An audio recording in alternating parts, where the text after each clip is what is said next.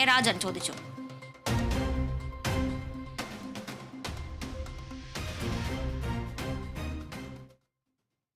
ഇന്ത്യയുടെ ഭരണഘടന പ്രോട്ടോകോളിന് മുകളിലാണെന്ന് തോമസ് ഐസക്.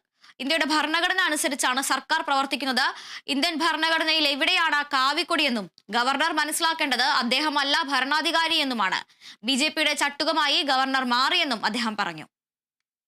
പ്രോട്ടോകോളിനൊക്കെ മുകളിലാണെന്ന് ഇന്ത്യയുടെ ഭരണഘടന പ്രകാരം പ്രവർത്തിക്കാൻ ഗവർണർ തയ്യാറാവും. ഇന്ത്യയുടെ ഭരണഘടനയിൽ എവിടെയാണ് ഗവർണറുടെ പടത്തിലുള്ള ഇന്ത്യയുടെ മാപ്പ്? എവിടെ ഇന്ത്യൻ ഭരണഘടനയില്ല കാവിക്കൊടിയുള്ളത്? ഗവർണർ മനസ്സിലാക്കേണ്ടത് ക്യാബിനറ്റ് സമ്പ്രദായത്തിൽ അദ്ദേഹമല്ല ഭരണാധികാരി, അദ്ദേഹം ഒരു ഔപചാരിക തലവൻ മാത്രമാണ്.